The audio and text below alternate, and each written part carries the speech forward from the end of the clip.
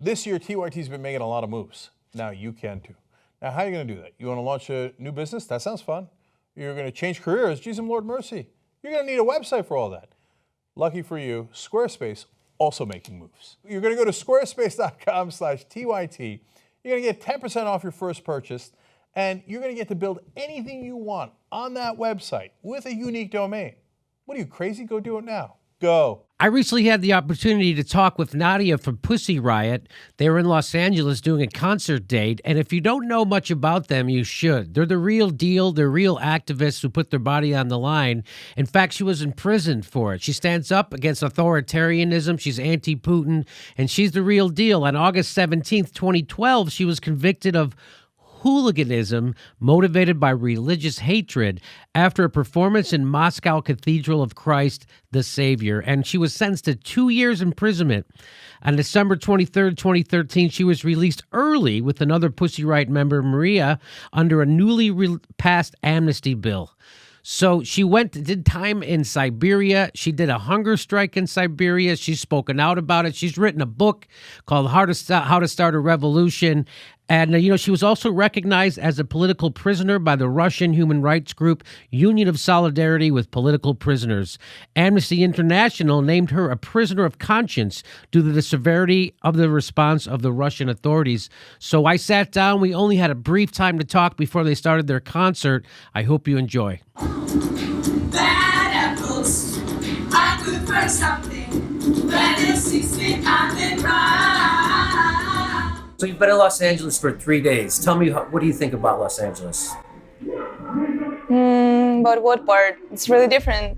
Yeah? In all parts. And we're really busy doing our fundraiser for our media outlet, Media Zona in Russia. So we came completely exhausted. So we slept for the first day, and then for 2 days we were rehearsing. So I kind of told you a lot, but I guess you can tell me more about Los Angeles if you feel like it. No.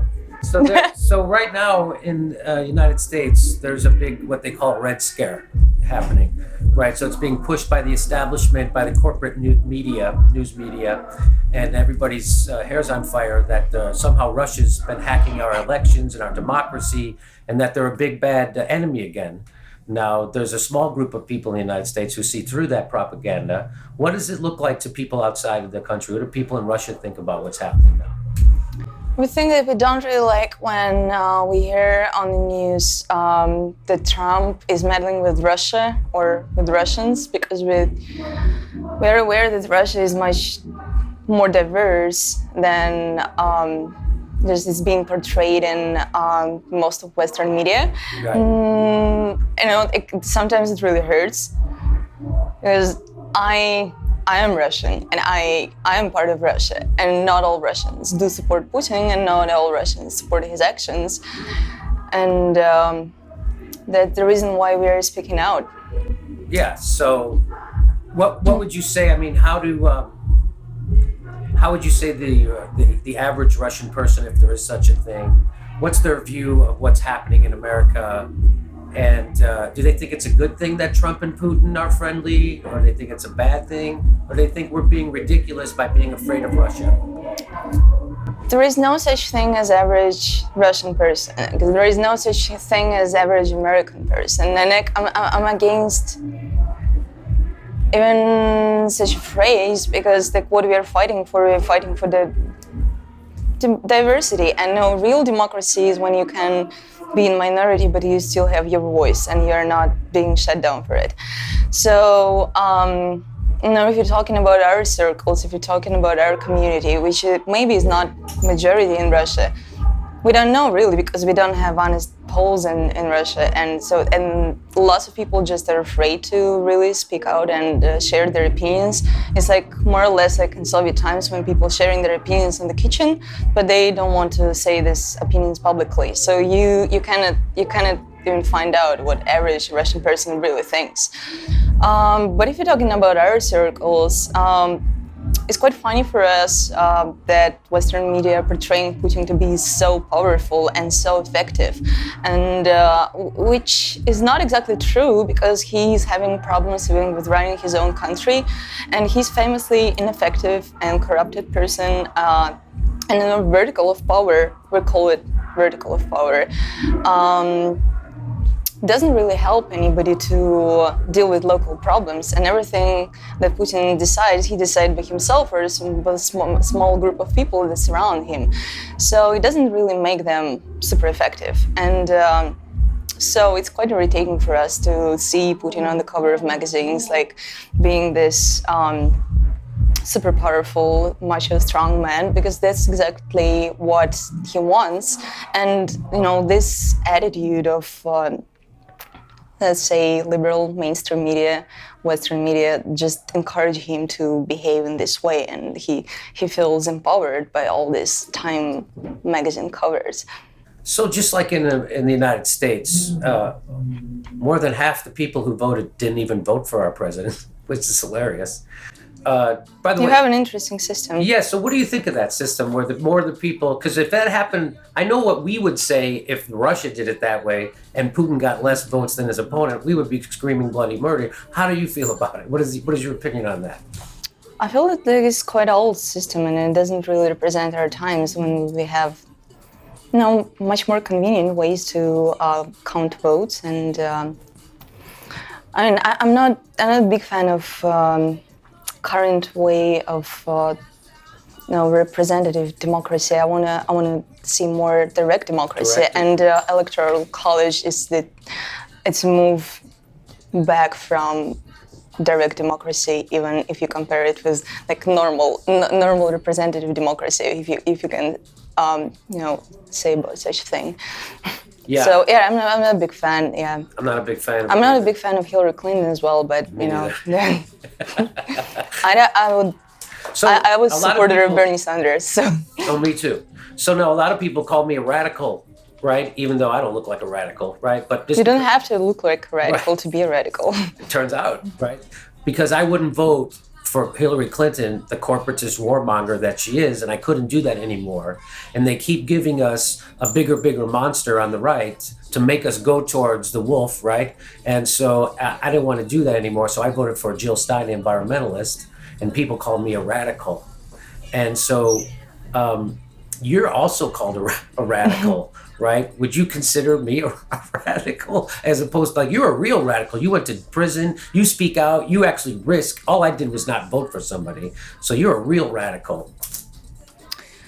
I was studying philosophy for 5 years, and what I learned that I'm not the biggest fan of definitions and giving definitions, because everybody has their own definitions. Mm-hmm. And if you feel empowered by people calling you radical, I think you should believe in it, and you should be even more radical if you feel like it. It's like it warms your heart and makes you stand up for your beliefs. Regarding Jill Stein, I think the whole.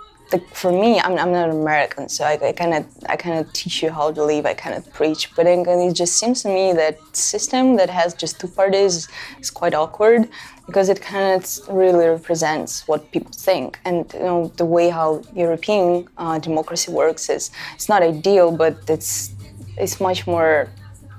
It looks just more like real democracy when you have lots of small parties like Green Party and Animal Party and Pirate Party, and people can really decide who can represent them. And when Americans are really known for talking a lot about competition, but it's not really competitive. Like it's not real competition when they have just two parties and they're moving all the time to the right, and you're normalizing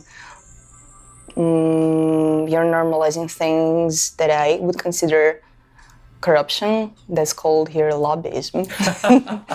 Yes, that's just another word for corruption, of course, or a political donation. That's just another form. You're right, 100% correct. A lot of people are turning away from capitalism, a lot of younger people. How do you feel about capitalism?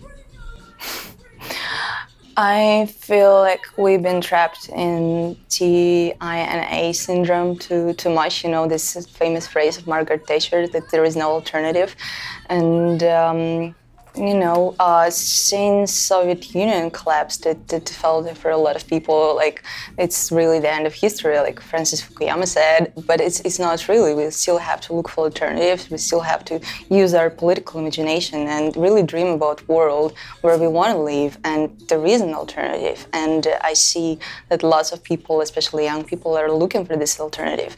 We don't have all the time, we don't have all answers, but at least we have these questions, and it's really important to ask these questions, and it's really important to question status quo.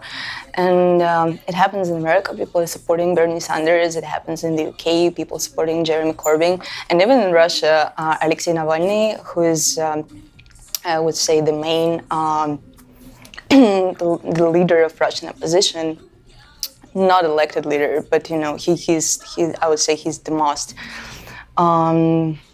effective player, and I can really trust him. Though we do have political differences, but I can see that he's moving more towards social democratic beliefs, and he started as a liberal, and I think he's feeling in the air, and he's feeling that even Russian people are starting to think more and more about social issues. So a lot of people feel like in Spain they had a mini revolution that got pushed down, and a lot of people are calling for revolution, including here in the United States. I'm calling for a revolution. You wrote a book with that title, How to Start a Revolution. How do we start a revolution? Think, dream, imagine alternative world where you want to live in, and act, organize, and listen to people around you. Don't look just in your cell phone. Don't look just in your social network that doesn't really represent all people who are living around you. Talk to your neighbors, talk to your community, and try to understand each other and figure out a way. Okay. Well, listen, thanks for talking with us. I really appreciate you taking time. Thank you. Okay.